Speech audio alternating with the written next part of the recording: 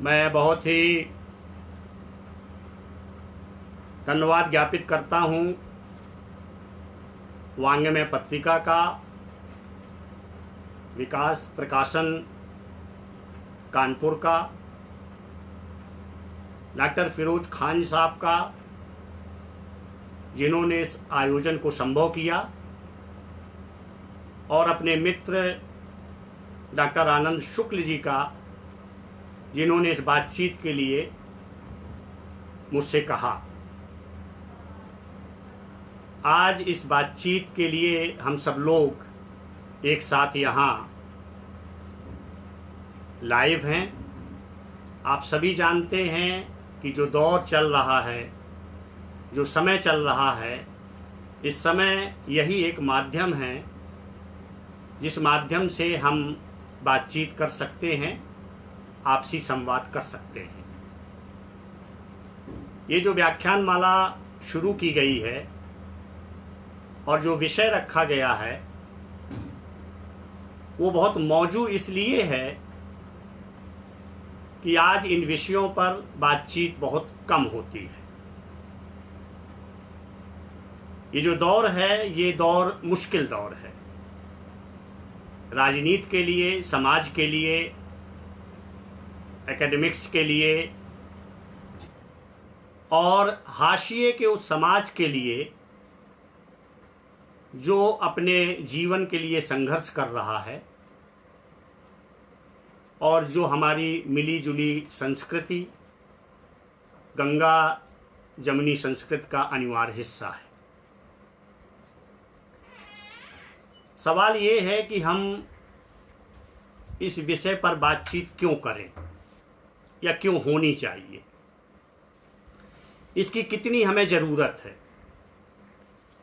क्या हमारी विरासत है, विरासत के मायने क्या हैं, वो विरासत हम लोगों को कैसे हासिल हुई है,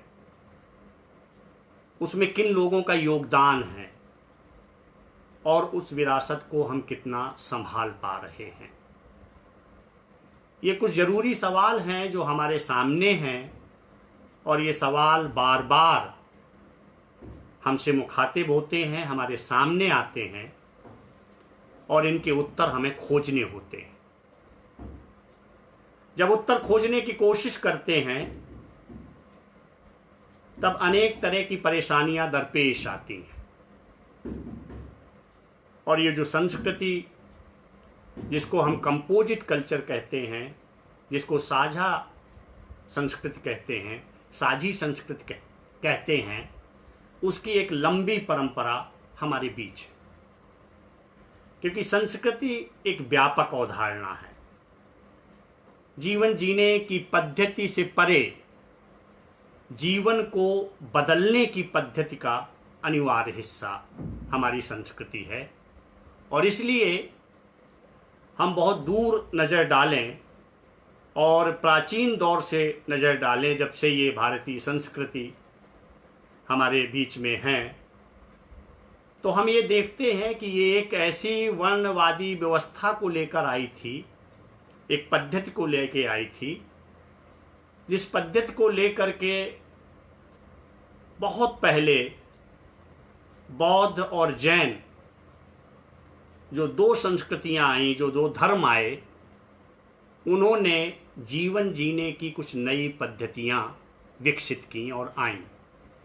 इसलिए भारत के अंदर और भारत के बाहर, हिंदुस्तान में और हिंदुस्तान के बाहर, जैन और बौद्ध धर्म ने और संस्कृति ने एक नई जीवन पद्धतियों को जन्म दिया।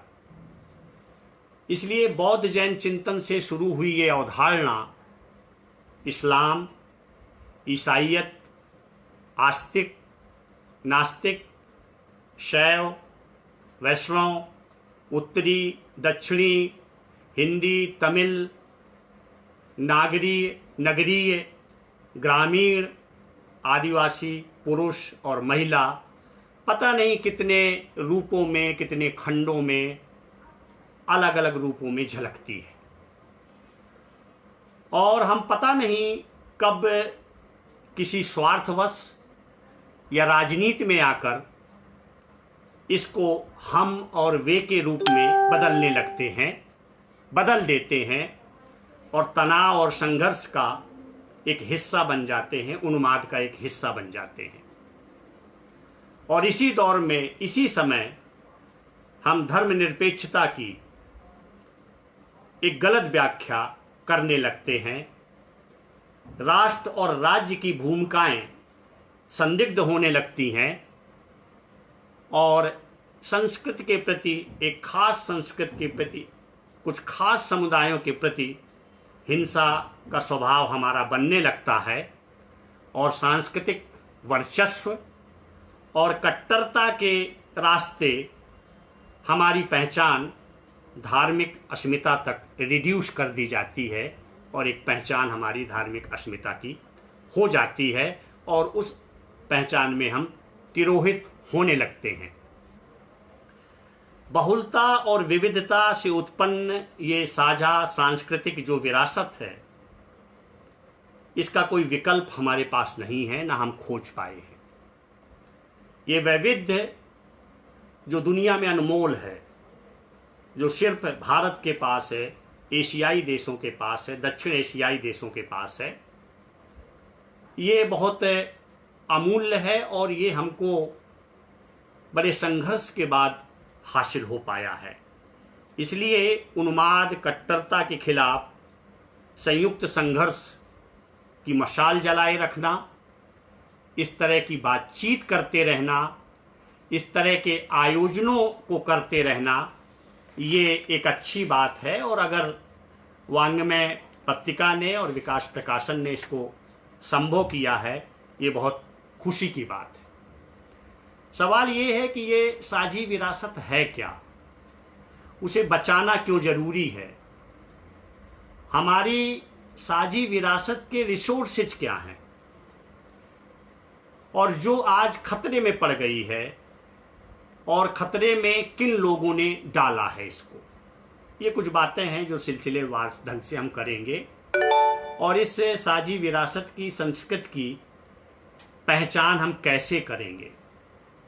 और इसकी पहचान का जो पहला उदाहरण है, जो हमारा आज बातचीत का सब्जेक्ट ही है, वो है स्वाधीनता आंदोलन, आज़ादी का संघर्ष और साझी विरासत।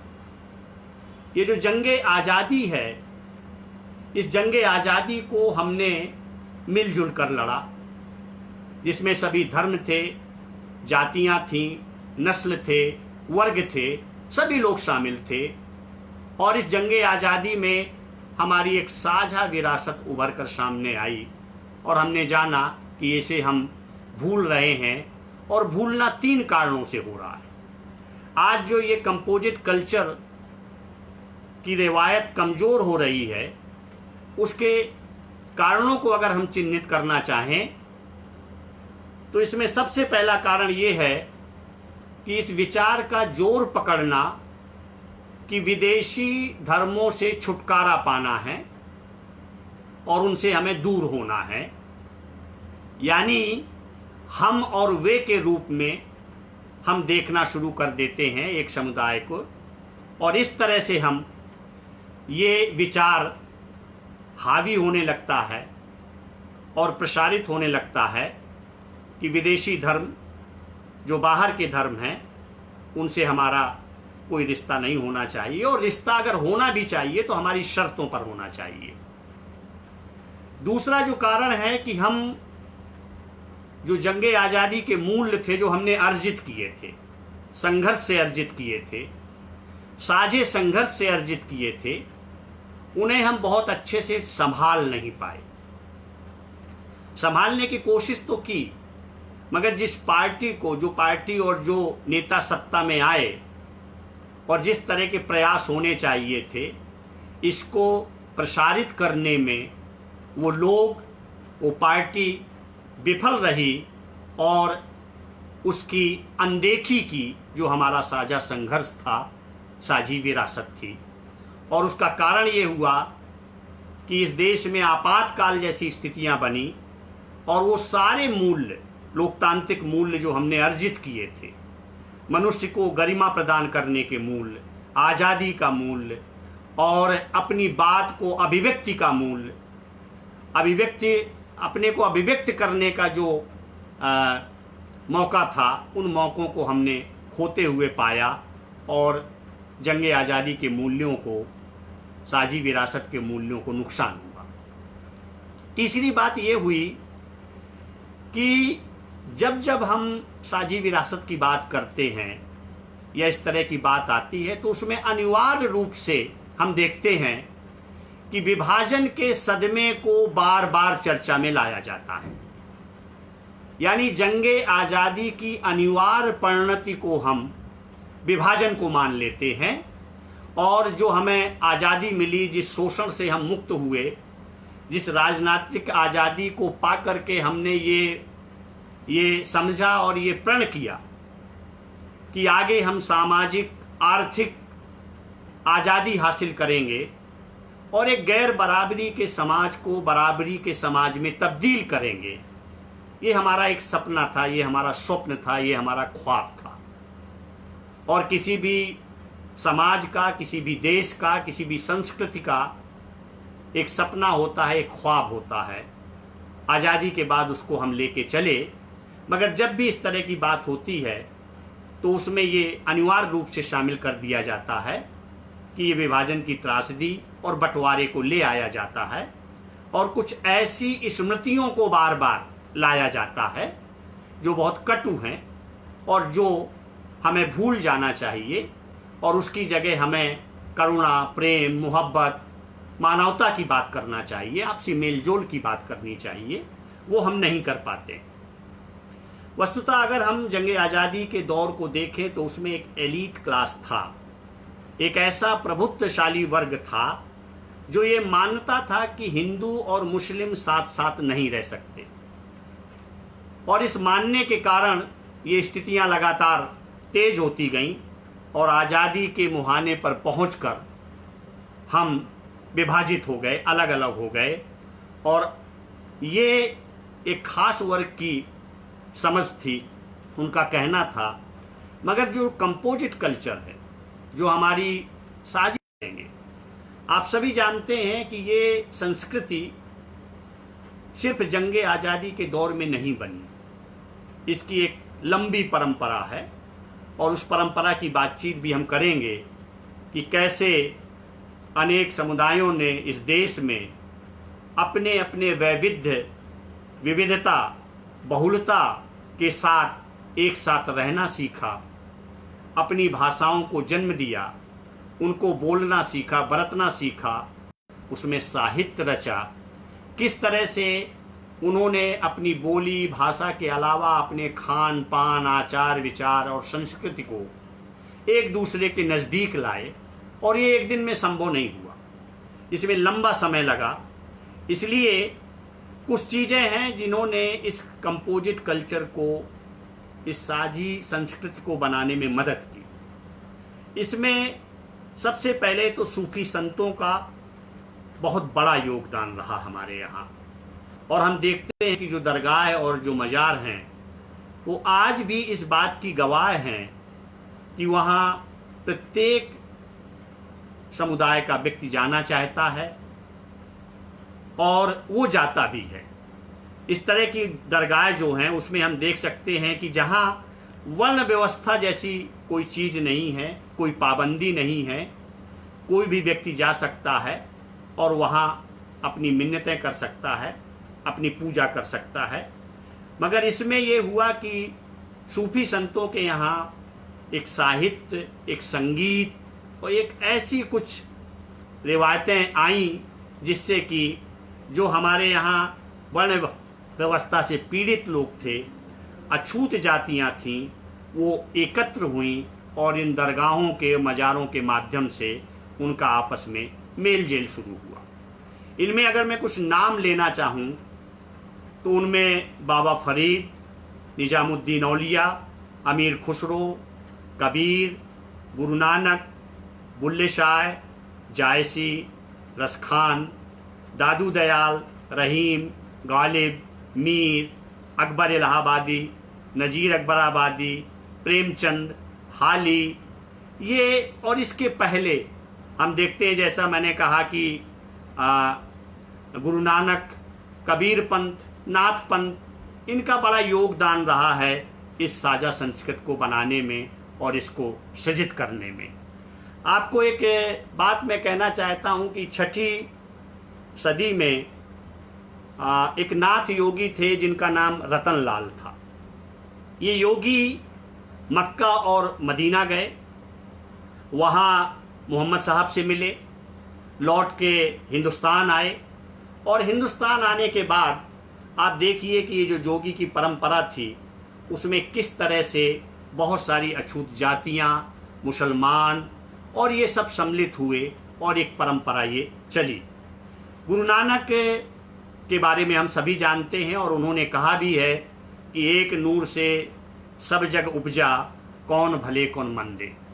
तो ये एक परंपरा थी, ये एक ऐसी परंपरा थी जिसमें बहुत लोगों का योगदान था और लगातार वो इसको मजबूत कर रहे थे और ये परंपरा हमें हासिल हुई थी। इसके अलावा बहुत सारे ऐसे राजा हुए, बादशाह हुए जिन्होंने इसको आगे ले जाने में हमारी मदद की। इस कंपोजिट कल्चर को, इस साझी विरासत को, संस्कृत को बनाने में उन बादशाहों ने बहुत महत्वपूर्ण भूमिका अदा की। उनमें सबसे पहले नाम अगर हम बाबर का लेना चाहें तो ले सकते हैं, और बाबर की जो वसीयत है अपने बेटे हुमायूं के नाम, उसको मैं पढ़ना चाहूँगा, जिससे ये समझ में आए कि हम जो प्रचारित है, जो बहुप्रचारित है, ठीक उसके उलट स्थितियाँ क्या हैं। क्योंकि हम जानते हैं कि जो सच है, जो सत्य है, वो अब नहीं हमारे सामने लाया जाता है और अनेक तरह से ऐसी स्थितियां निर्मित की जाती हैं कि हम सच से दूर रहें और झूठ का कारोबार जो चल रहा है वो अनवरत चलता रहे और ये समाज, ये संस्कृति, हमारी जो साझी विरासत है वो खंड खंड रहे, विभाजित रहे, जिससे राजनीति करने वाले लोग वो अपनी बातों में सफल हो जाएं। बाबर ने जब वसीयत लिखी हुमायूं के नाम तो वो लिखते, बेटा इस हिंदुस्तान में बहुत से धर्म हैं, यहाँ अपनी बादशाहत के लिए हम अल्लाह के शुक्रगुजार हैं। हमें अपने दिल से सभी तरह के भेदभाव को मिटा देना चाहिए और हर एक समुदाय को उसके रिवाजों के अनुसार न्याय देना चाहिए। इस देश के लोगों को जीतने के लिए गौ हत्या से बचो और प्रशासन में लोगों को शामिल करो। हमारे राज्य की सीमाओं में स्थित इबादत की जगहों और मंदिरों को नुकसान ना पहुंचाओ। शासन का ऐसा तरीका ढूंढो जिससे लोग हुकूमत से खुश रहें और बादशाह से लोग खुश हों। इस्लाम अच्छे कार्यों द्वारा फैल सकता है, दहशत से नहीं। शिया और सुन्नी के भेदों की उपेक्षा करो क्योंकि ये इस्लाम की कमजोरी है। विभिन्न रिवाजों को अपनाने वाले लोगों को एकजुट करके रखो ताकि इस बादशाहत का कोई हिस्सा बीमार ना हो। ये राष्ट्रीय संग्रहालय में जो मूर्ति है उसका रूपांतरण है और ये भारत में राज्य के धर्मनिरपेक्ष होने की एक ऐसी वसीयत है जिसको बार बार हमें अपने ध्यान में लाना चाहिए और इसको लोगों के सामने रखना चाहिए।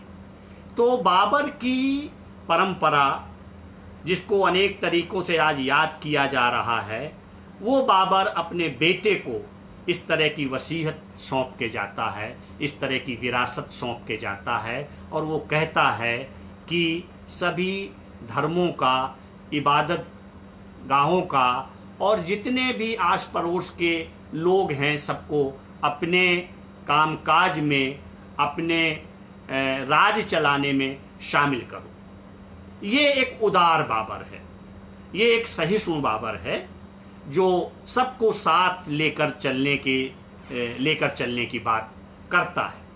इसलिए हम देखते हैं कि हुमायूं को जब शेरशाह सूरी परेशान करता है और यहाँ से हुमायूं जाता है तो उसको बचाने वाला, शेरशाह सूरी से बचाने वाला वो एक हिंदू है और मेवाड़ की रानी उस हुमायूं को राखी भेजती है। ये एक ऐसा उदाहरण है जिसको बार बार हम याद करना चाहते हैं और एक साजी विरासत के रूप में इसको सहेजना चाहते हैं। अकबर जो है, आप सभी जानते हैं कि हुमायूं जब जा रहे थे तो रास्ते में अपनी पत्नी को छोड़ते हैं वो, और वो छोड़ते हैं अमरकोट के राजा के पास। ये हिंदू राजा हैं और हिंदू राजा के घर में रह कर के तीसरे दिन अकबर पैदा होते हैं और ये अकबर हैं जो सभी धर्मों की शिक्षा लेते हैं, धर्मों की कट्टरता को नकारते हैं और इसके साथ साथ वो एक ऐसे धर्म की कल्पना करते हैं जो सबके लिए सही हो और सबके लिए उसको मानना सरल हो। अकबर के फतेहपुर सीकरी का जो इबादत खाना है उसे हमें देखना चाहिए और उसमें देखना चाहिए कि सभी धर्मों के महापुरुष वहां आकर उपदेश देते थे।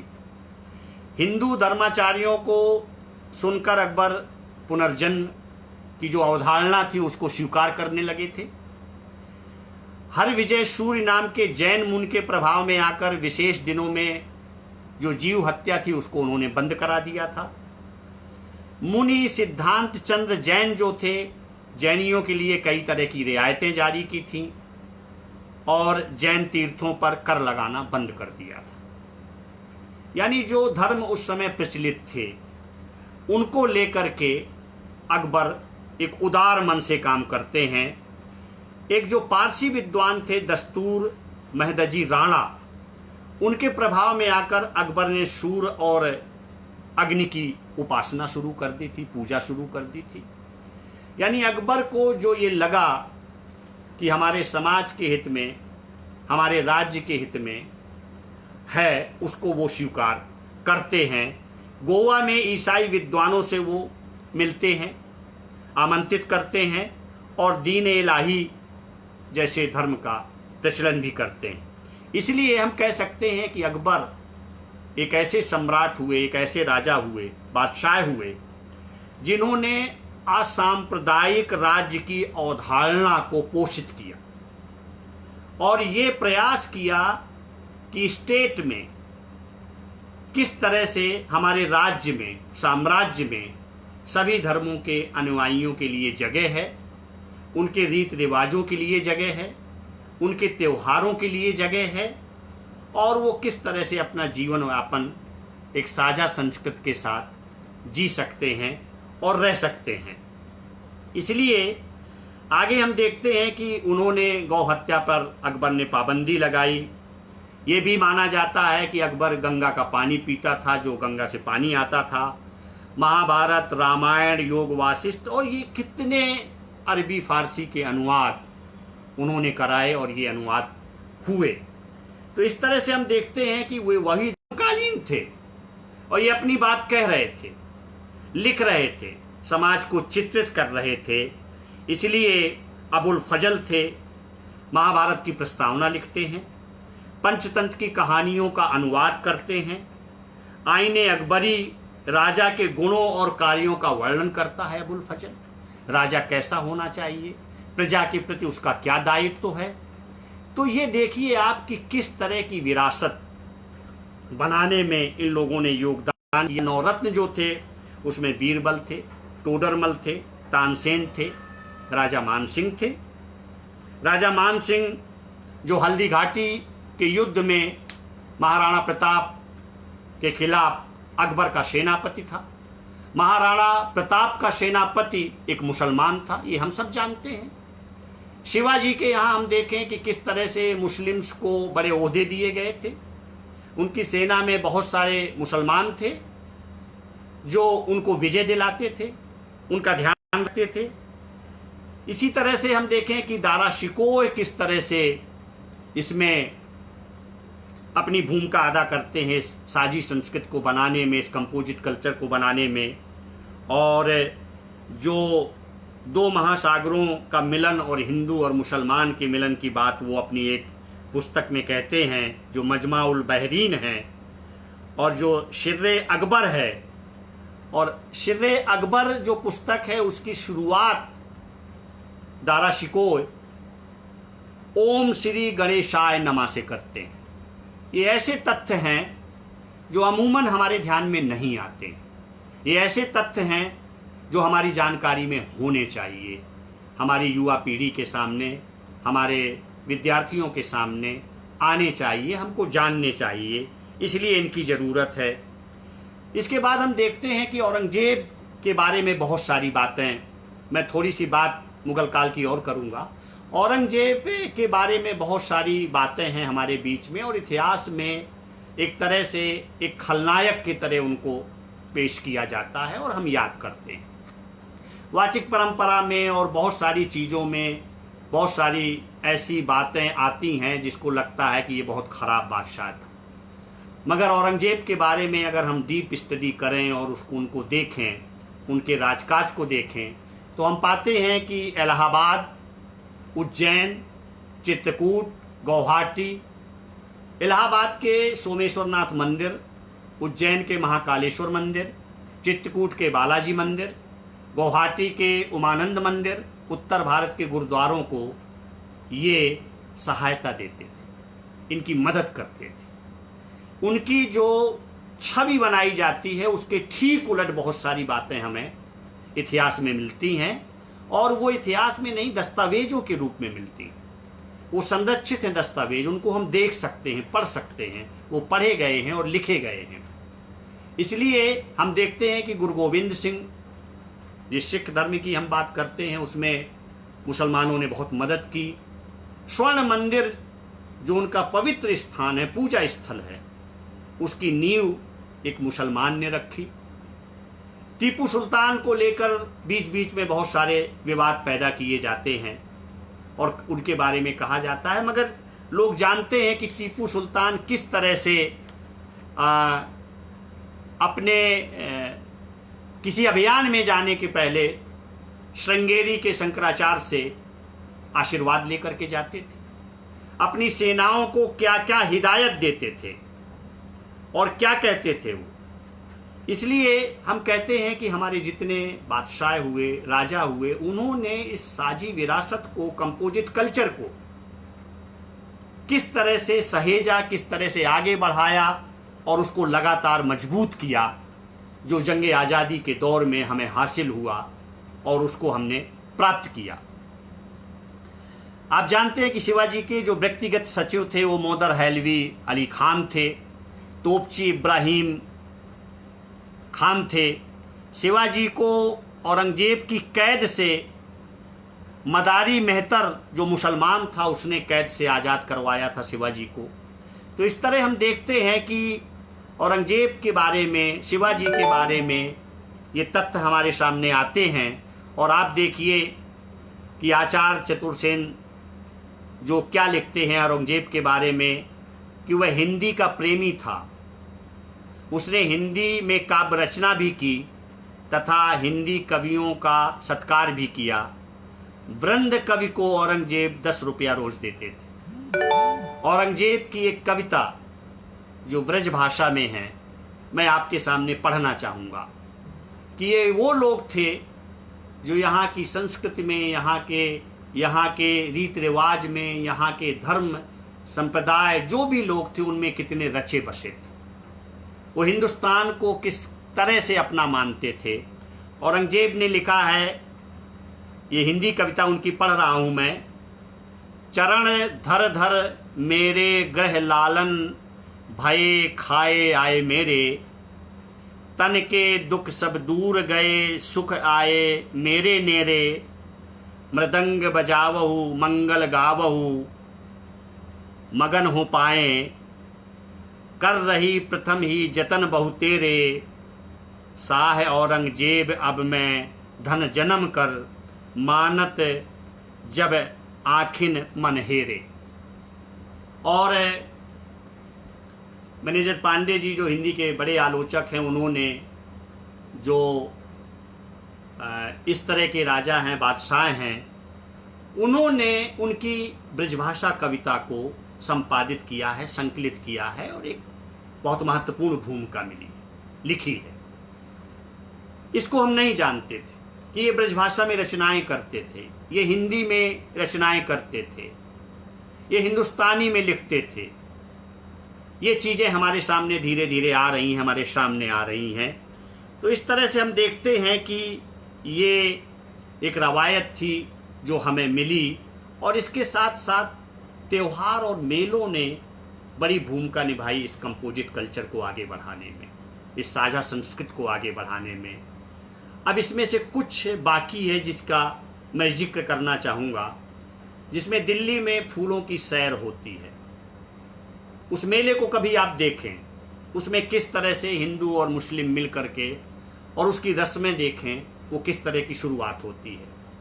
अवध के कैसरबाग में एक मेला होता है, वो कैसरबाग का मेला आप देखें। अहमद साहब वली के उर्स पर होने वाली जो परंपराएं हैं उन पर नजर डालें। ताजिए निकलने की परंपरा भारत के अलावा अन्य कहीं नहीं है। ये एक अनूठी परंपरा है। और मैं आपको बताना चाहूँगा कि मेरा बचपन याद आता है कि बचपन में मैं हमीरपुर में अपने गांव में हमने देखा है कि वहाँ जो कुछ मुस्लिम परिवार थे जिनकी संख्या बहुत कम थी, और एक बहुत ही कच्ची छोटी सी मस्जिद जिसमें वो नमाज अता करते थे। और जब ताजिए का समय आता था, ताजिए जब उठते थे, तो उसमें मेरे मोहल्ले के एक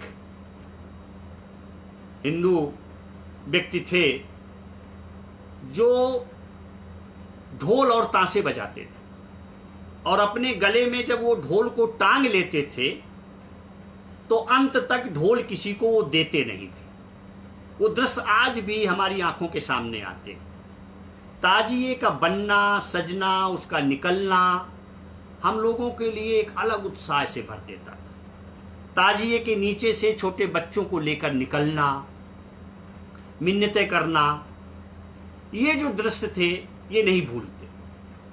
बचपन का एक और दृश्य मैं आपको बताऊं जो मेरी याद में है, और मेरी उम्र ज़्यादा से ज़्यादा उस समय 8-10 साल की रही होगी, जब वहाँ आसपास के गांव, जो 12 गांव मुसलमानों के गांव हैं मौदाहा तहसील के, वहाँ के हमारे जो पिताजी और चाचा जी के साथी लोग आते थे। वो बैठक में छत में नमाज अता करते थे और हम बच्चे लोग देखा करते थे। एक पूजा की स्थिति, और खड़े हो जाते थे और नमाज जब तक पढ़ी जाती थी तब तक हम लोग वहाँ देखते रहते थे। हमें अच्छा लगता था। वो रात में रुकते थे, उनका खाना बनता था, उनके जो उपनाम थे, शीर्षक थे, या कहिए सरनेम थे, वो सरनेम मुखिया थे, लम्बरदार थे, क्योंकि वो काश्तकार थे, किसान थे। हम लोग जब गांव में थे तो हमने देखा है, और आज भी थोड़ा बहुत वो बचा हुआ है इस समय और ऐसे समय में, कि जब वो मिलते थे तो वो जयराम जी की करते थे और हम लोग चचा सलाम कहते थे। ये रवायत थी। पहनावे से आप नहीं कह सकते थे कि ये हिंदू है, ये मुसलमान है। कोई ऐसा, आज जब कपड़ों से लोगों को पहचानने की बात की जा रही है, हम ऐसे दौर में पहुंच गए हैं, तो वो भी दौर था जब कपड़ों से कोई नहीं पहचाना जाता था। मेल जोल से, एक दूसरे की मदद करते हुए, ये वो गांव थे, ये वो संस्कृति थी, ये वो रवायत थी जिसको हम आज यहाँ याद कर रहे हैं। एक विचार के रूप में साझी संस्कृति औपनिवेशिक काल में पनपा। हमारा साझापन तो काफ़ी पुराना है, जिसका मैंने जिक्र किया। बुद्धिज्म और जैनिज्म से लेकर के एक भारत में ही, हिंदुस्तान में ही एक धर्म की कट्टरता और वर्ण व्यवस्था के खिलाफ आप देखते हैं कि किस तरह की चीज़ें हुई और एक बहुत बड़े तबके को हमने अपने से दूर रखा, छूत रखा और उसको कभी सम्मान नहीं दिया, उसको कभी मनुष्य के रूप में हमने नहीं पहचाना।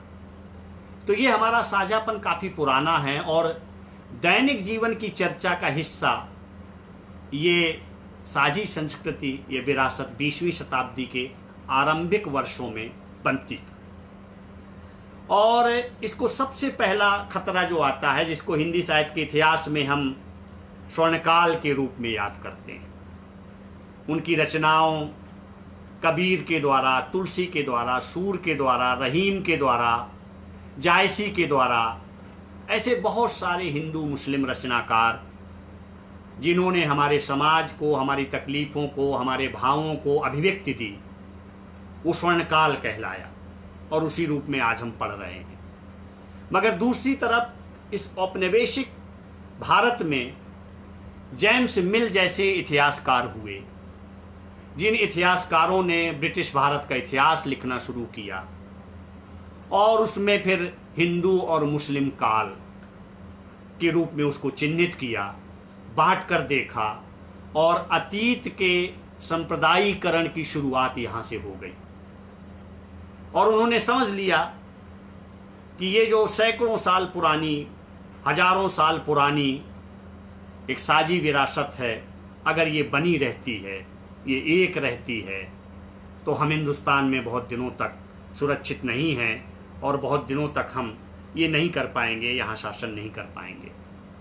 इसलिए हिंदुओं और मुसलमानों के बीच मतभेदों को अधिक से अधिक जोर दिया गया।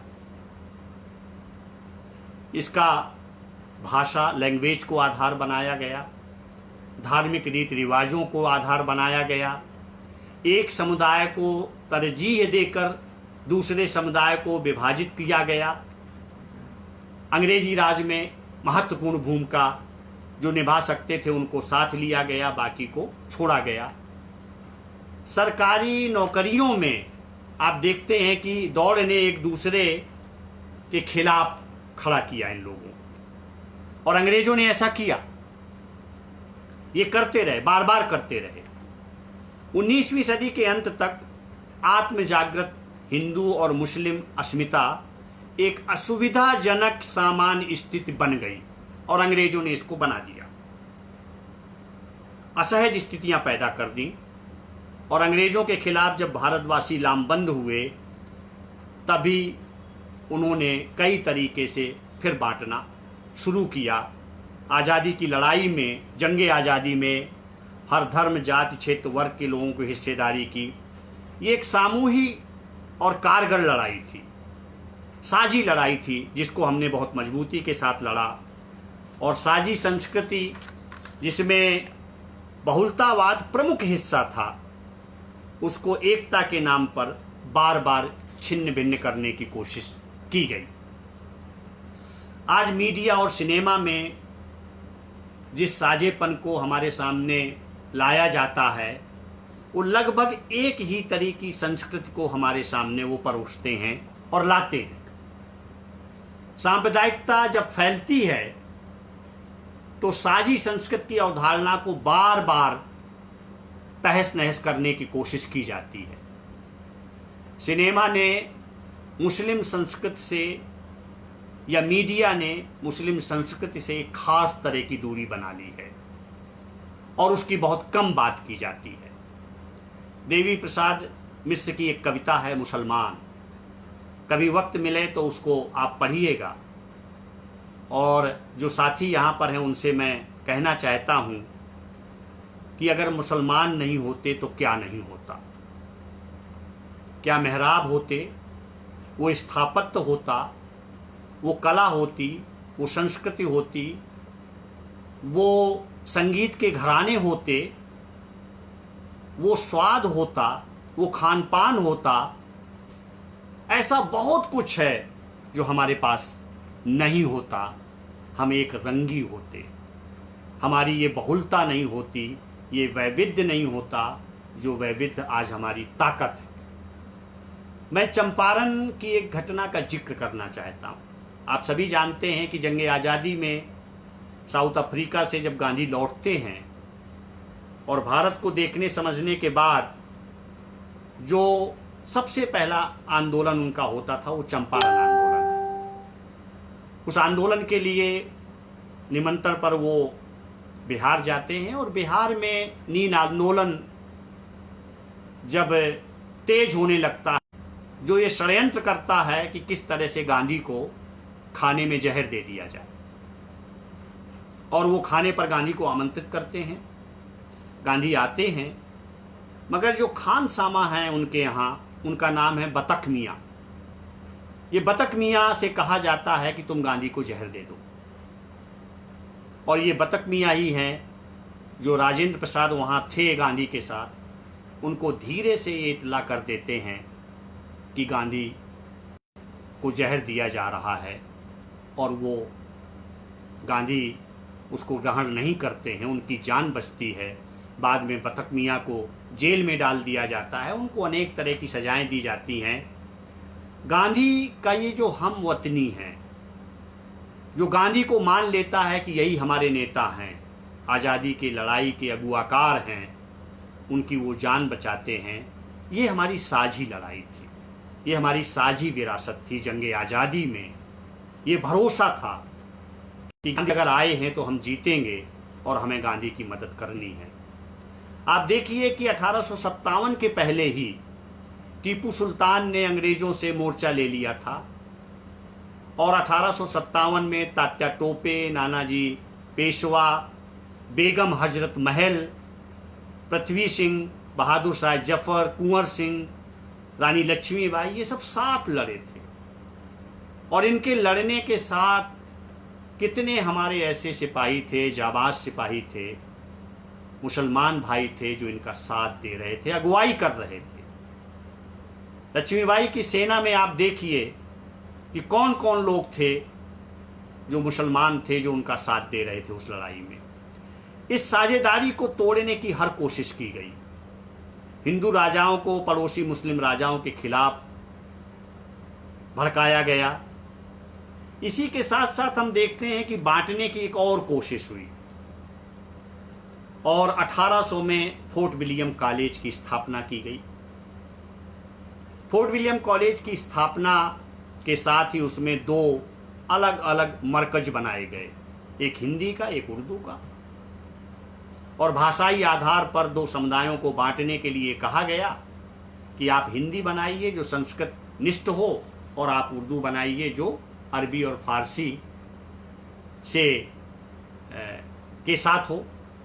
तो इस तरह से ये जो एक साझी बुनियाद हमारी थी भाषाओं की, उसको खत्म करने की कोशिश की गई, और जॉन गिलक्राइस्ट ने इसमें बड़ी भूमिका निभाई। आगे चल के इसको और गहरा किया गया, भाषा को धर्म से जोड़ दिया गया, और इसको हवा दी गई। उर्दू को मुसलमानों की भाषा कह दिया गया, और बंटवारे के ये जो पढ़े लिखे लोग थे, इन्होंने भी इसमें सियासत की। और देखिए आपकी सर सैयद अहमद खां और राजा शिवप्रताप सितारे हिंद, ये आमने सामने हो गए हिंदी और उर्दू को लेकर के, और इस तरह से एक भाषाई विवाद हमारे बीच आ गया। एक किताब का मैं जिक्र करना चाहूँगा इसमें कि लहू बोलता भी है। ये सैयद शाहनवाज अहमद कादरी और कृष्ण कल्की की किताब है जो चर्चा में है, और ये भारतीय राष्ट्र राज्य के निर्माण में हिंदुओं के साथ मुसलमानों की क्या भूमिका है, क्या योगदान है, इसको बहुत अच्छे तरीके से रेखांकित करती है। मुगलों के आने से मुल्क की सभ्यता और संस्कृति में बदलाव आए, साझी संस्कृति का निर्माण हुआ, ये बात मैं कह चुका। इतिहासकारों की एक दिक्कत रही कि उन्होंने मुसलमानों के योगदान को बहुत अच्छे तरीके से रेखांकित नहीं किया। 1857 की जंग में लगभग 1 लाख मुस्लिम मारे गए। ये जंग आज़ादी की बात है, और ये दस्तावेजों में है। जो दस्तावेजों में नहीं आ पाया वो अलग बात है।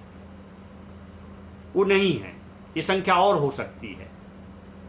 आप जानते हैं कि कानपुर से फर्रुखाबाद के बीच सड़क किनारे जितने पेड़ थे उनमें उलेमाओं को फांसी दे गई।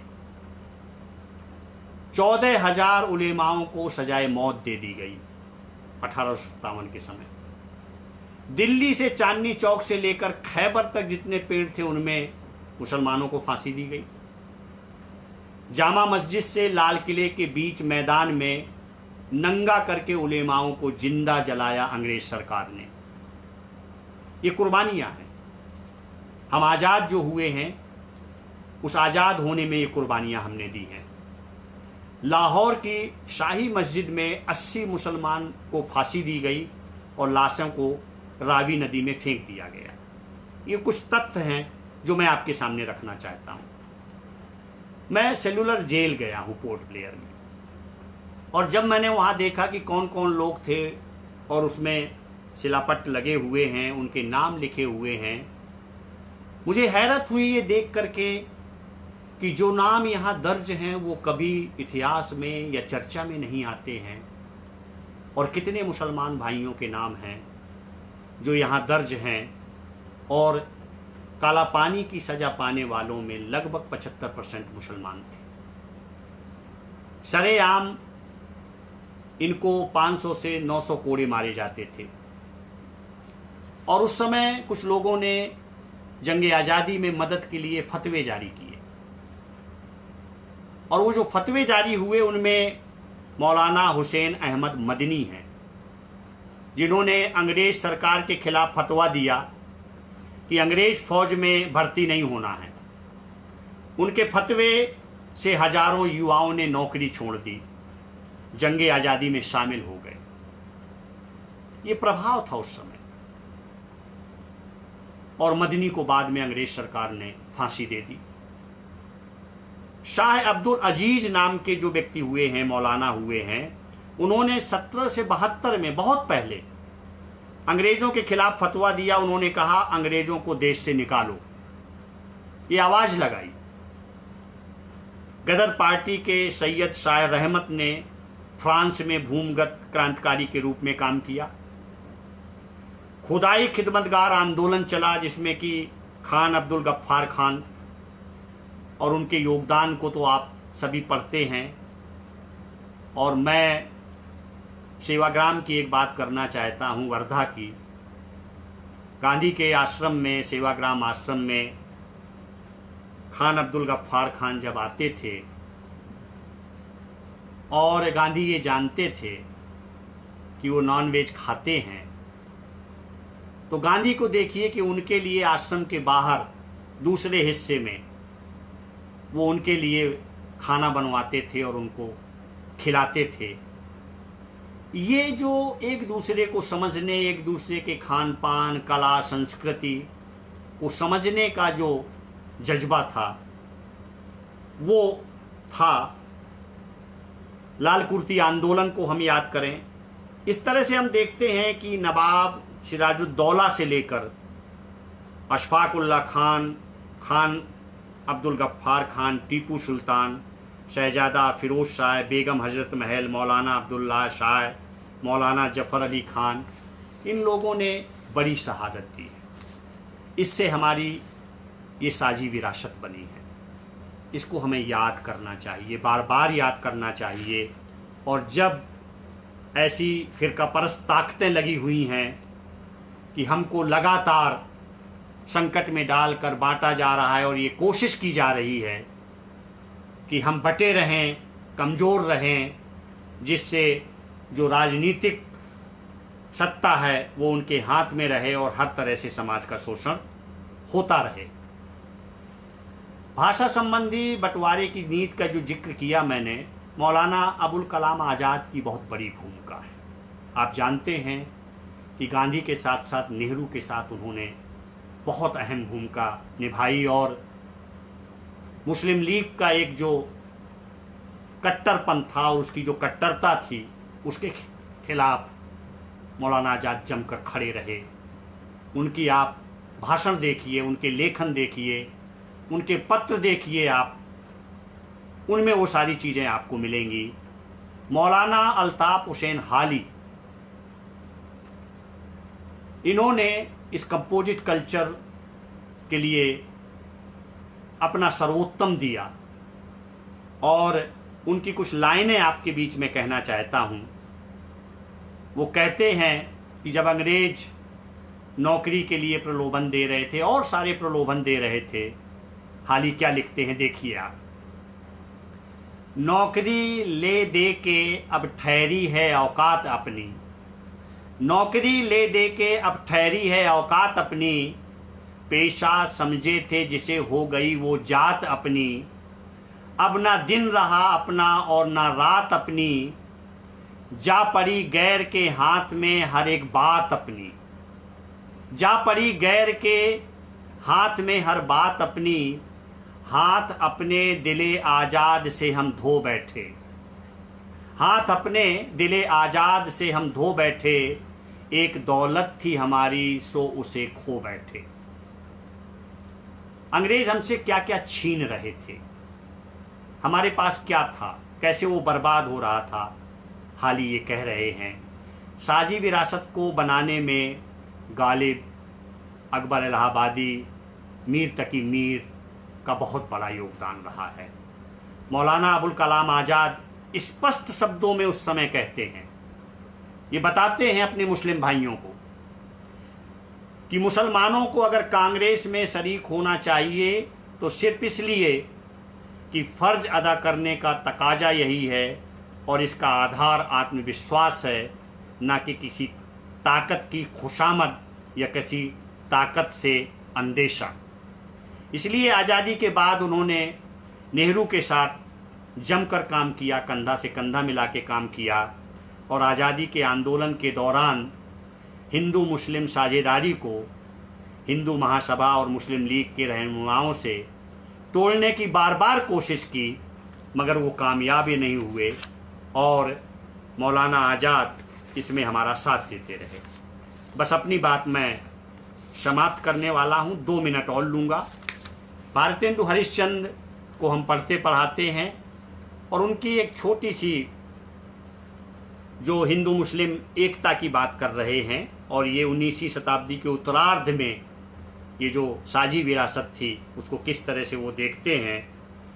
वो कहते हैं कि अली खान पठान सुता स ब्रिज रसवाले, शेख नबी रस खान मीर अहमद हरि प्यारे, निर्मल दास कबीर ताज खां बेगम बारी, तानसेन कृष्णदास बिजापुर नृपत दुलारी, पिरजादी बीबी रास्तो पदरज नित सिरधारिये, इन मुसलमानन हरिजन पर कोटिन हिंदुन वारिये। इसको बार बार कोट किया जाता है, कहा जाता है। कहना ये है दोस्तों कि आज जिस माहौल में हम रह रहे हैं, इस माहौल में हमारी युवा पीढ़ी का चित्त विजय हो चुका है और ये ग्लोबलाइजेशन के दौर में वो अनेक प्रलोभनों में, अनेक तरह की कट्टरताओं में, अनेक तरह के उन्माद में फंस चुका है। जरूरी है इस तरह की बातें और आयोजन की हम बार बार उनको इस बातचीत के लिए कहें और अपने साथ ला करके ये जो हमारी साजी विरासत है, जो जंगे आज़ादी में कुर्बानियाँ दी गई हैं, इसको जो मिलजुल करके हमने गंगा जमुनी तहजीब बनाया है, जिसमें लिए सबका ख्याल है। एक बात अंत में कहूँगा मैं कि नेहरू 1952 में जब पहला आम चुनाव लड़ रहे थे तो नेहरू ने पूरे देश में यात्राएं की, लोगों के पास गए, रेलगाड़ी से गए, कार से गए, हेलीकॉप्टर से गए, पैदल गए, हाथी से गए और अपनी बातचीत करने के बाद अंत में वो ये बात कहते थे कि बताइए आपको कैसा हिंदुस्तान चाहिए, किस तरह का हिंदुस्तान आप चाहते हैं? आप एक रंग का हिंदुस्तान चाहते हैं या ऐसा चाहते हैं कि हिंदुस्तान ऐसा हो जिसमें हर रंग का फूल हो? गुलदस्ते जैसा हिंदुस्तान चाहते हैं। और आवाज आती थी कि हम गुलदस्ते जैसा हिंदुस्तान चाहते हैं जिसमें हर रंग का फूल हो। और आप देखिए कि आज़ादी के बाद, विभाजन के बाद ये था कि हिंदू महासभा और मुस्लिम लीग को लगता था कि बहुत खून खराबा हुआ है, बंटवारा हुआ है, हिंदू मुस्लिम हुआ है, तो बहुत सारी सीटें हम जीत के आएंगे और बहुत हमारी लोकसभा में काफ़ी ताकत बनेगी। मगर जब रिजल्ट आता है तो नेहरू भारी बहुमत से एक गुलदस्ते जैसा हिंदुस्तान लेके हम आते हैं। आज जब नायकों को खलनायक में तब्दील किया जा रहा है, बार बार हमें औपनिवेशिक दौर के अंग्रेजों के बांटो और राज करो से हटाकर हमें उस दौर में ले जाया जाता है अतीत में, और तरह तरह की कहानियां गढ़ी जाती हैं और प्रचारित की जाती हैं। ऐसे दौर में अब बहुत ज़रूरी है कि बहुत समझदारी के साथ काम लें और वो हमारी जो साझी विरासत है, कंपोजिट कल्चर है, उसको ज़्यादा से ज़्यादा मजबूत करें, साथ आएँ। निश्चित तौर पर ये कारवां बनेगा और एक बार फिर हम इस कट्टरता से, इस उन्माद से, इस गैर बराबरी से निजात पाने की कोशिश करेंगे। और एक ख्वाब, एक सपना जो है हमारे लिए, जो प्रेमचंद का भी था, जो गालिब का भी था, जो मीर का भी था और हर बड़े रचनाकार का था, वो सपना हम पूरा करेंगे। मैं वांग्मय पत्रिका का, विकास प्रकाशन का, डॉक्टर फिरोज खान का और फिर डॉक्टर आनंद शुक्ल जी का एक बार फिर बहुत बहुत आभार व्यक्त करता हूँ कि मैंने जो कुछ फुटकर बातें आपके सामने रखी उनको आप जोड़ पाएंगे और कुछ आपको हासिल हो सकेगा। आपका बहुत बहुत धन्यवाद। नमस्कार।